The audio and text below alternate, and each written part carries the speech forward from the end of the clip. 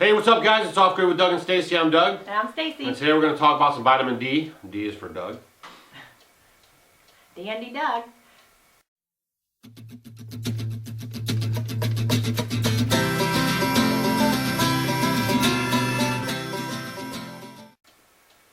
Alright, guys, so again, we're just bringing you guys this information. Whatever you do with it is up to you. We're just trying to help you become a healthier and happier you. Yep. So a lot of people take vitamin D3, and Stacy wants to talk about the different forms and what's the best. And really, the sunlight's really good, but since we're going into winter, you're going to get less because it's cloudy outside. You don't go outside as much. So here we go. All right, so people are taking vitamin D3. You know, over the past few years, it's gotten, great hype because it helps your immune system. And especially, we don't get the sunlight, and that's where you get your natural form of vitamin D3 from the sunlight, and that's what we need. We need that sunlight. That's why you're seeing a lot of people in low vitamin D3 levels because they're inside all the time and they're not getting the sunlight. And we need that for your immune system and so many other things. You should only be inside when you're watching Off Grid with Doug and Stacy on YouTube. Yes, definitely. So what I wanted to do is kind of talk about D3 because just like anything else, you need other vitamins and other things that you eat to help absorb these things that you're taking. And we are big advocates of getting everything from your food. But sometimes, it's hard to get all your vitamins from your food, especially if you're an elderly person because you're not able to absorb your vitamins and minerals as readily. Maybe, you have some vitamin and mineral deficiencies. Maybe you're sick or you're trying to fight an autoimmune disease. Certain things, you do need these little extra boosts. So I wanted to talk about what you're starting to hear a lot.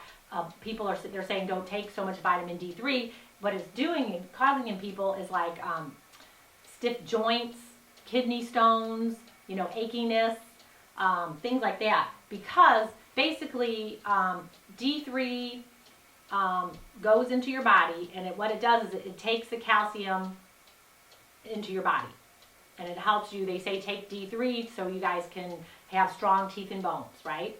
Well, it's taking in, the D3 is taking the calcium in, but it could take it to your arteries. So it could calcify your arteries and cause problems there too. And, into the joints and to the arteries. And so we need that little moderator to kind of help it go to where it needs to go. And that is vitamin K2. Would that be like a carrier, like for that one video we did where we talked about the diffusers, I'll link that right there, that had the carrier oil because it helps pull the stuff up. That's the same thing you're talking about as a moderator. Yeah. You something that helps it take it where it's needed. Or it's sort of like the principal telling it where it needs to go. Right. Because what it does is the D3 is going to help the calcium come into the body, but then it doesn't know where to go. It's sort of like, even like you talk about livestock, you put them in, the little runs so they know where to go. So that's what it does, is you need this vitamin called K2 to take the D3 where it needs to go. And you want it to go where? To your teeth and your gums and your muscles your and bones. Your bones. You want it to those places. So, and it's very confusing. People are like, well, what am I supposed to do? Am I supposed to take this? Am I not supposed to take this? What am I supposed to do? And the general rule of thumb is, if you're taking vitamin D3, and a lot of people are taking, 5,000 IUs, 10,000 IUs, you're taking it every day, especially in the winter months. In the winter months, we don't take any in the summertime because we are out in the sun all the time.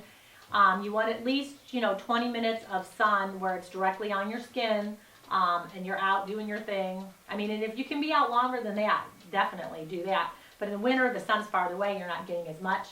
And with us, Doug and I, because we eat really good, because, with our sardines, link that one above too. Oh, it's liquid? Video. Our sardine video. Our sardine video. Yeah, link that. Which one?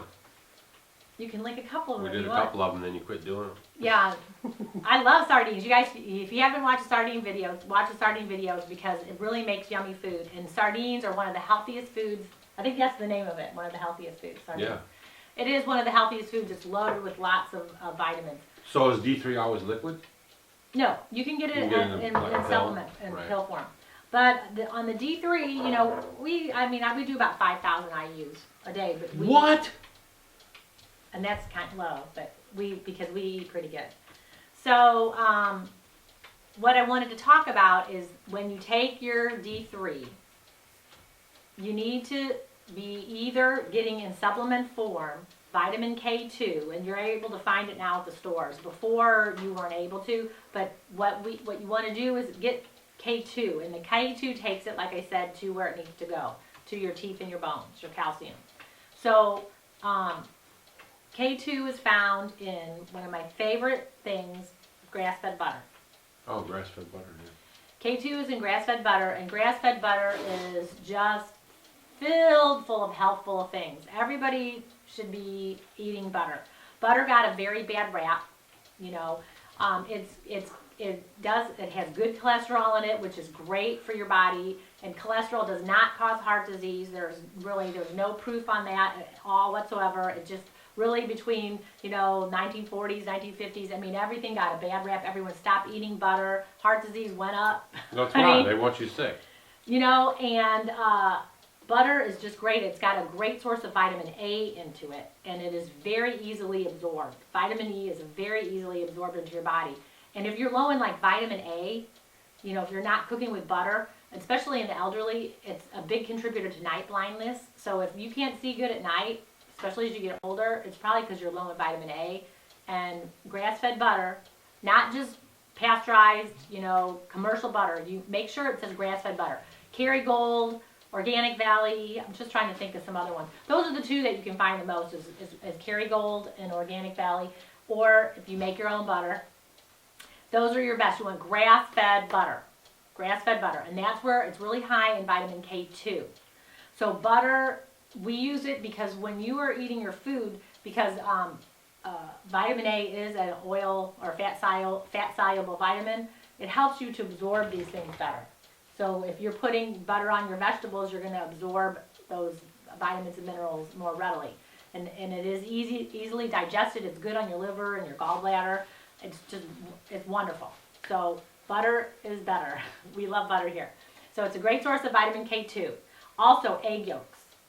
That's where all the vitamins are in an egg, guys. Not the white. Egg yolk. No, the yolk is just. Oh, throw the yolk out. You're supposed to get rid of that yolk. Right. That's why we've been getting so sick over the years. People, that yolk is where it's at. You get all the vitamins, and we need it. So in open range, chickens, not the commercial kind, they're higher. There's K2 in those, and also a big one is fermented veggies. Yeah, we love fermenting. Fermented vegetables. Here's a whole thing of fermenting veggies right there. Yeah, so we need fermented vegetables into your diet. So even dark meat, like from a chicken, you're going to get some K2 in that. Organ meats are very high too in K2. And then the other two that are really good, if you guys like cheese, is brie and Gouda. Brie and Gouda cheese. So those things are definitely high in vitamin K2. But if you're Did we have Gouda on that pizza you made the other day? I think so. Yeah. What was that? The no gluten pizza. Oh no, I did mozzarella on this one. I did Gouda on another one. Oh, never mind. Yeah. Well, you can watch it if you want to. Yeah. So those are great ways to get the K2 to help when you are, if you're taking vitamin D3. But if you are taking a lot of it, it's very advisable. If you are going to take it, let's say you're going to have breakfast. Let's say you take your vitamin D3, and then you're making eggs with butter. You're going to get K2 from your grass-fed butter and from your egg yolks, and then you take your D3. That's going to help. You want to, don't take this by itself. Make sure these foods that we're talking about, you want to take it with it. Could you put it on your food? I guess, if you wanted to. Yeah, I was just wondering. But if you don't want it hot. You don't want to make it hot, hot if right. you do the liquid form. Okay. So, or if you don't want to worry about, when you're eating your foods and taking your D3, you can get supplement form of vitamin K2. And if you are going to buy vitamin K2, make sure it says MK7. That's what you want it with. You don't want the MK4. You want everything from its like natural form, the MK7. So make sure if it says K2, it'll say MK7 on it. So make sure you do that if you are going to buy it. So if you're taking D3, you need to take it with K2. And make sure it says MK7 with it. Oof. Yes. That's a lot to remember. That's what I like to do with our Write this stuff down. This morning, Doug and I had, we just started taking. Oh, we had a Dutch baby. Just another link. We had breakfast, and then I fried up some eggs. I didn't put the eggs on the Dutch baby this time. I fried up the eggs in some butter. So we had our egg yolks, and I hardly cooked them that long, so the egg yolks were still pretty gooey. And that way, you know, and then we took our D3 so that we would have that. Yeah. And then a lot of times in the morning, I might even do some yogurt, and I'll do some fermented veggies. And then I'll do my D3. So either way you guys want to do it, you can, you know, do it like that. But just make sure you're taking the K2 with your D3 so that it'll take the vitamins and minerals where you need them to go. I mean, it's so, so important. Especially people, you know, especially the older you get, you suffer from osteopenia, osteoporosis. A lot of it is because if they're taking the D3, you know, it needs to take, like people are taking the calcium and then they're taking the D3, all those are together. Well, it's not knowing where to go. Like I said, you know, it needs to send it where it needs to go. It's like driving on the road with no street lights. Right, that K2 is going to take it where it needs to go. So it's very, very important. And then using the grass-fed butter is so wonderful because of the vitamin A, the vitamin K2, you know, and it's just going to help you absorb those vitamins and minerals because a lot of us, you know, we're eating these foods and you're not getting everything out of the foods that you're eating. So butter will help with absorbing those vitamins and just makes you feel fuller and makes you feel better. A lot of these people are walking around starving because they're on a low-fat diet or no-fat diet. You want full-fat everything. Right. Full-fat everything. Full-fat, you know, yogurts, full-fat sour creams, full-fat cream cheeses. You need all these fats so that you're able to, you know, absorb and utilize everything that you are eating properly. So the moral of this video is if you're taking D3, you need some K2. Yeah, and then you get it where? Do you remember? Butter. Grass-fed butter. Grass-fed butter. Kerrygold or Organic Valley. Fermented vegetables. Yep. Organ meats. And the sunshine. Sunshine's the D3. D3. Yeah. Right. Okay, organ meats, egg yolks, dark meat like chicken meat. Chicken and turkey. Right. And then Gouda cheese and brie cheese is really, really high in it too. And did you guys know, because we have ducks now, that the duck Oh, that's egg, a whole nother video. I'll just say, the duck egg has a little bit more K2 in it. Yeah. So, but that's no big deal. It has a little bit more than, because I guess it's a little higher in fat.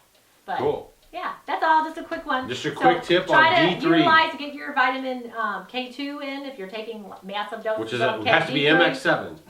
No, MK7. MK7. Yeah, when you buy K2, if you're confused, if you go get it in a supplement form, make sure it has MK7. Because some of them will say MK4. Make You don't sure want it the says 4. MK7. Throw All the right. 4 on the floor. That's right. So how do you know if you're low in K2? This is a really, really great one right here. If you have a lot of plaque in your teeth, you're low in K2. There you And go. if you're, have your achy joints, kidney stones and all that, it's probably because you're not absorbing your vitamin D properly because you don't have the K2 to help you. Yeah. There you go. Okay, this is Off Good with Doug and Stacy. I'm Doug. I'm Stacy. And we'll see you guys on the next one. See ya.